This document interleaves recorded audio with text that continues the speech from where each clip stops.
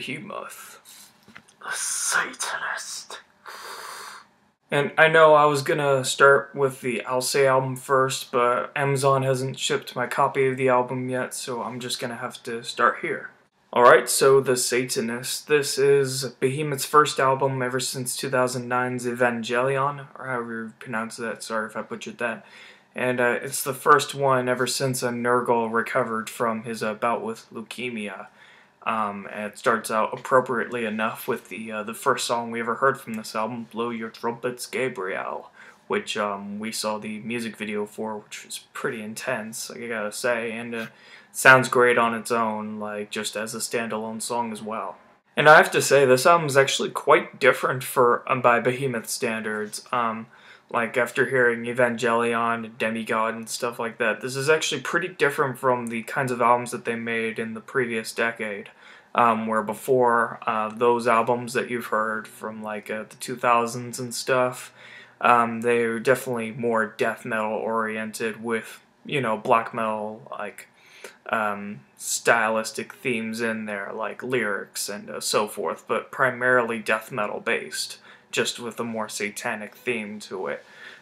With this album here, it reflects that more in the music as well. You start to hear more black metal styled riffs, the production itself, and just the overall sound, the style of the music, reminds me a lot of like Wataine's The Wild Hunt, like a lot of Wataine's music in general, really.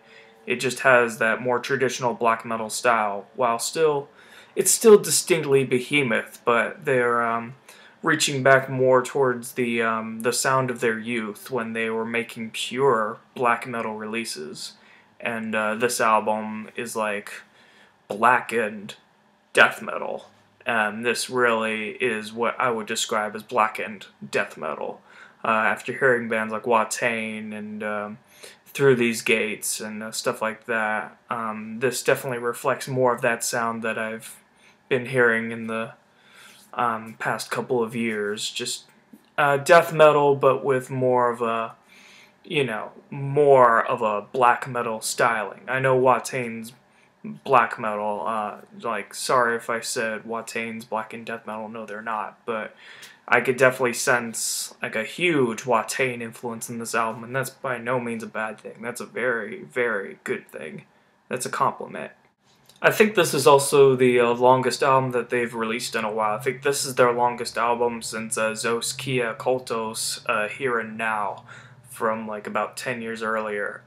They're about generally the same length, but I think most of the like their death metal albums and stuff range from like the 35 to 40-minute mark. This is about 45 minutes long, so it's close to the length of their early black metal works, like I said. So it's like they're deliberately going back to that sound because, you know, they still love black metal even though they play a primarily death metal sound, but it's still, you know, it's a nice throwback to that age, even though they've definitely matured beyond that point, but it's still just a very nice throwback, so to speak.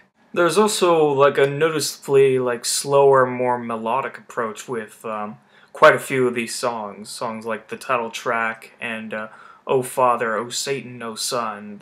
These are definitely some great highlights that you want to check out. It definitely brings some really good amounts of diversity to this album, which definitely boosts up the grade quite a bit. It's very enjoyable just listening to these songs. I think The Satanist had like a bit more of like a melodic, bluesy kind of solo. Kind of reminded me of like a solo that I'd hear from like a Deicide or something. It's just got a similar feel to it, you know. And I have to give bonus points to Nurgle here because he brings up an especially blood-curdling performance here. Like, especially like knowing what's happened to him in the past couple of years with leukemia and how he's been able to recover from that. This is like his statement saying, hey, I've conquered leukemia. Satan prevails over leukemia. And yeah, he definitely really shines on this album, as do the other members, of course.